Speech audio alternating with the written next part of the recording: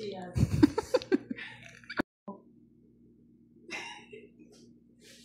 Yahin ko.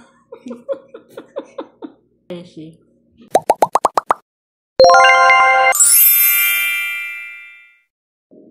Lumakad is today is Sunday and ilang tulog na lang ay New Year na. Uy, napakadami kong dandruff. Hindi ko alam kung bakit. Napakadami yan at napakakatin yan. So, di ako ngayon. I'm not really well. Uy. Sakit yung ulo ko sobra. Ang sabi ay migraine daw at dahil nga daw ako ay may period. So, ayun daw. Bibigyan na ako ng gamot. Nantay ko yung gamot. Pero nagpabili na ako ng gamot sa aming driver kanina pa. Okay. Ayan. Meron akong iniinom yung Panadol na normal. Pero hindi siya gumagana. Nakaubos na ako ng 2 ganito. Siya gumagana sa akin. Kaya nagpabili ako ng extra. Ito yung super bilis na gumana sa akin. Sa ngayon ay iniisip ko na kung ano yung lulutuin ko. Hindi na ako magtatalong kasi wala rin ako din naman yung mag-iisip. So ang lulutuin ko is mag-aadobo ako ng manok. Nagpabili na ako ng soy sauce. And then magigisa ako ng fasolya and then white rice. Pagkatapos nun ay gusto ko magpahinga muna kahit saglit. Kahapon natulog ako 3 hours straight yun. Walang tumawag sa akin, walang nagutos sa akin as in straight 3 oras. Dahil akala ko kapag nagising ako ay magiging okay ang lahat. Yung masakit sa akin ay hindi buong ulo ko. Ito lang. Ito, tapos sa loob ng aking mata. Yun yung pinakamasakit. And then natulog din ako ng maaga kasi akala ko baka ito yung resulta sa pagpupuyat-puyat. Kaya natulog ako ng maaga. Pagising ko kanina umaga alas 9. Same pa rin yung aking nararamdaman. Tapos sumuka ako. Habang nag-release kami sa baba, sumuka din ako. Pagkatapos nung umakit ako sa taas, nasusuka din ako. So ayun, narinig pala nila. Kaya, kasi nagising na sila. Narinig pala nila kasi tahimik masyado yung bahay kasi maaga pa. Narinig nila ng susuka. Sino daw yun? Sabi naman nitong isa. Ako daw. So yun, tinawag ako at tinanong ako. So ayun, ang sabi ay migraine at bibilihan nga daw ako ng gamot. Ito anak ni Madam David. So ayun, I'm waiting. Kanina pa niya sinabi dumating na yung aking gamot na pinabili sa driver. So ngayon, gusto kong magluto ng maaga para matapos ako ng maaga din. Ayan, naglabas na ako ng 2 chicken kasi kukuha ako ng konting breast dito para sa aking fasolya. So, ito na ang aking fasolya. I think uubusin ko na lang ito.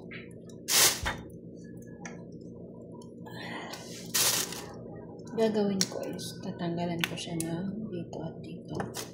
Tapos slice ko siya ng maninipis mamaya kapag natapos ko na. Ayan na mga kadads, malinis na. Wala na siyang kakat ko na siya.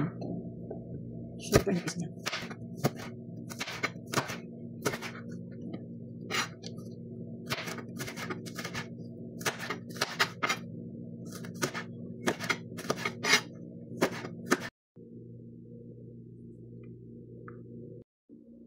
Napakadami ng aking nagawa pero mamaya kapag naluto na ay kukunti na lang. Masyado siyang puno kasi magbababad pa ako ng tubig.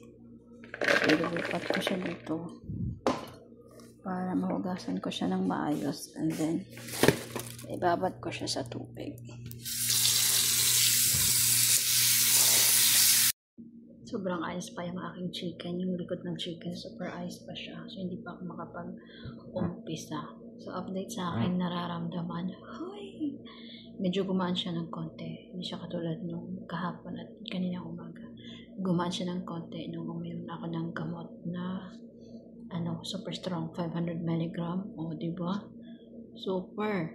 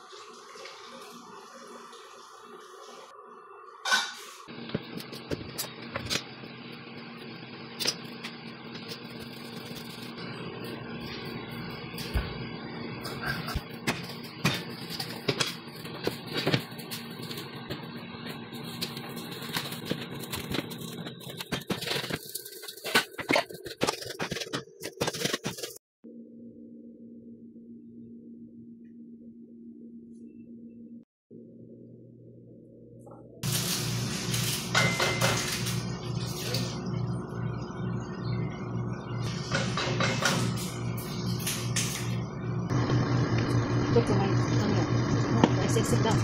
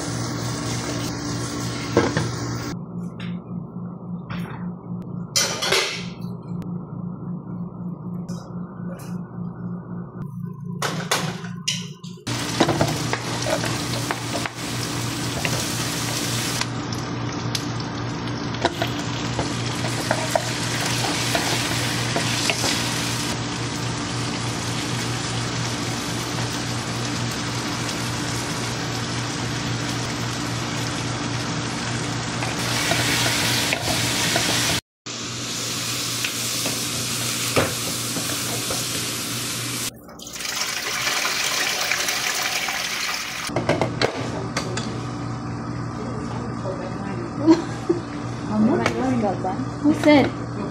Uy! My mind is carbon or what?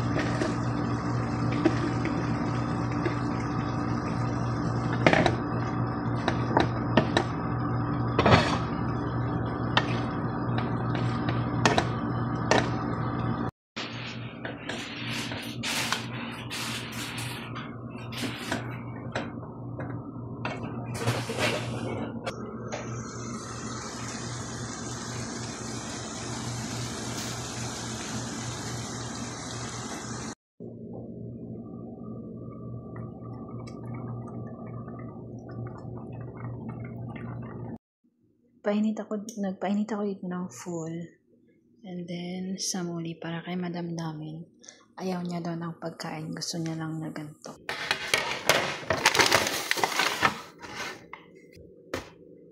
It's already 3:47. Hindi pa dumating sa plitito. Pinantay ko siya para ay paghanda ko siya ng pagkain. And then, si babag ko naman ay hindi pa din siya dumarating. Nasa masjid mag-pray. Pagka dumating siya ay tsaka pa siya magla-lunch. Uy! Ang dabit. Ang dabit yung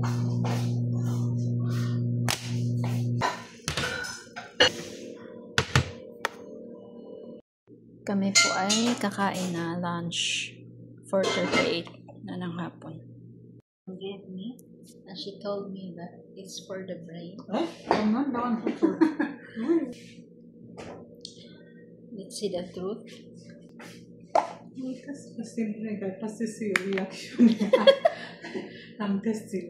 Smell good. I have to see your reaction. The reaction will give it that. If it's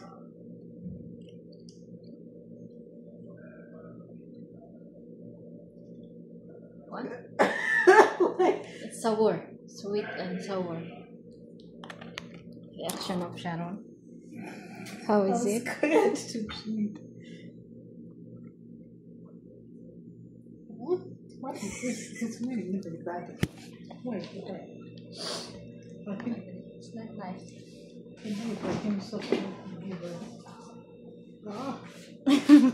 Buti na lang kumain na kaming dalawa ni Sharon sa pagkain na niluto ko kasi andyan na naman siya, inano niya, kinamay niya, tapos kumakain siya sa may kaldero, sa may inyo.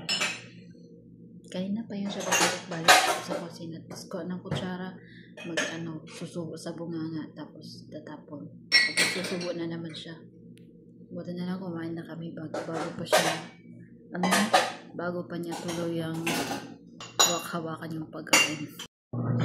Ito na inaantay namin umakit na dito sa taas. Kanina pa siya dumating pero andun lang siya sa baba. Ito na yung kanyang pagkain.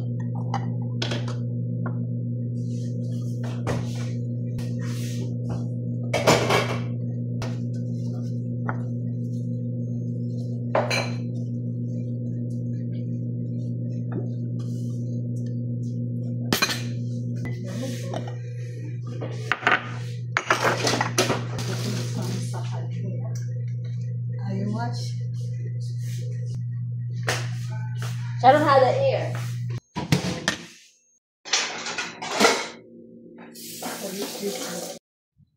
Mga kadots, 5:80 na ng hapon.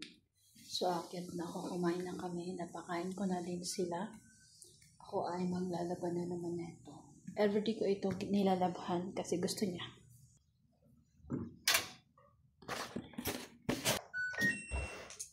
Nahiwi na naman siya. Magre-refill ako ng sabon. Kunti na lang siya.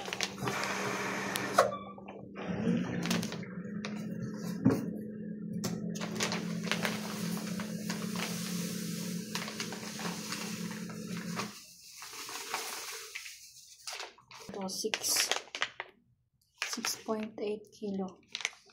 Hindi siya umabot ng isang buwan kasi naglalaba ako ng bed cover. Ha? 60 kilo. Yung isa sabi na 60 kilogram. Kasi naglalaba ako ng mga bed cover. Mga duvet. Kaya, pero meron pang dalawa na lang yan natira. Dalawang duvet na lang para matapos na. And kapag ganitong oras, wala na ako masyadong ginagawa. Minsan, habang nandito ako sa taas, tumatawag sila, nagpapagawa ng coffee, black coffee, ganun. Or minsan may pinapahanap na hindi nila makita, sa akin hinahanap. So, ayun lang, hanggang mamaya, and then, ginagawa ko habang nandito ako sa taas. Minsan natutulog ako, nagpapahinga, ganun. Minsan naglalaba, minsan nagpaplansya, minsan lang. So, ngayon ay habang nag-aantay ako ng aking pinaikot na labada, ako muna ay magmuni-muni sa aking kwarto. So, naligo ang first mga kadols. Masyadong madilim kasi walang ilaw dito sa kwarto ko. Hindi pa ako nakapagpabili ng ilaw. Ayan. Naligo ako and then mamaya bababa ako banda alas 7. Mag-alas 6 pa lang.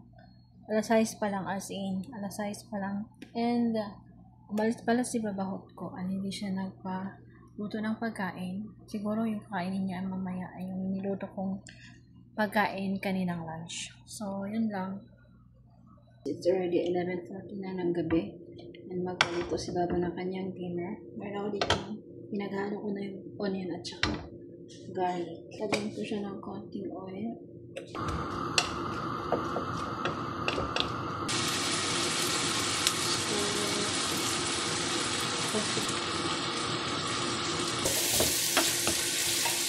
Then, ito na yung kurat. Ngayon, hugasan ko na siya.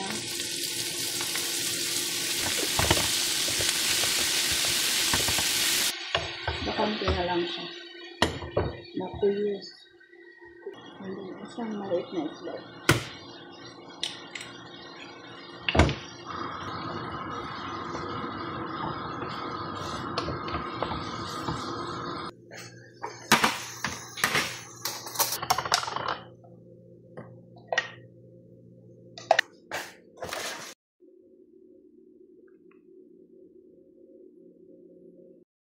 Sabi sa inyo, may papalit sa akin eh. May nagluto ng isda. Parang expire na to. Tagal nito sa freezer eh. Hanapin ko ngayon expiration. Arabic naman, hindi ko maintindihan. Pagawa na naman siya ng kanyang juice. Ito yung kanyang harangkash. And then, ito yung kanyang tut hamar. And then, ito naman ay blueberry. And then, meron ako dito isang pineapple. Isa na lang yung pineapple. Ang natin ko siya para meron pang bukas. Meron kulang. Yung cranberry pala. Ito na yung cranberry na kulang. Tingnan ko rin siya.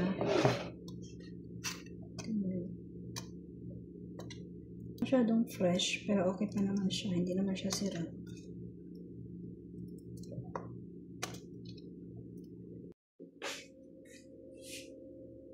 Meron ako ditong nahulog celery.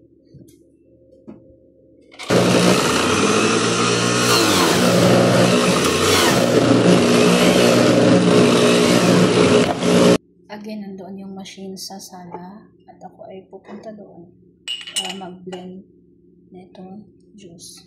Ay, huwag kasi tanga. Ito na po yung pinaka-last na juice na gagawin ko. Ito ay khas na purple. Ayan. Finishing at they finish. Yeah, gandura.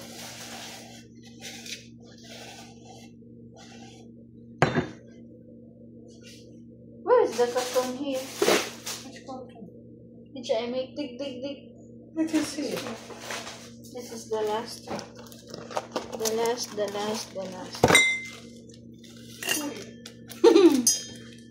Kuli? Ay, kuli what?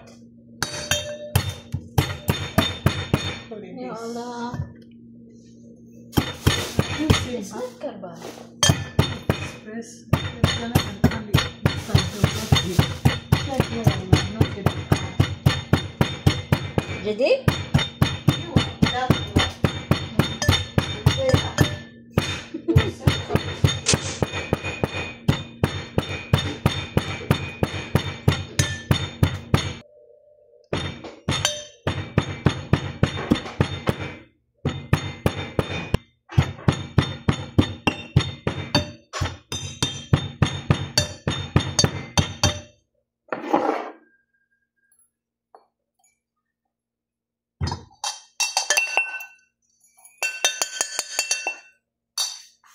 He told you, even I wanted to kill them, to move the cups.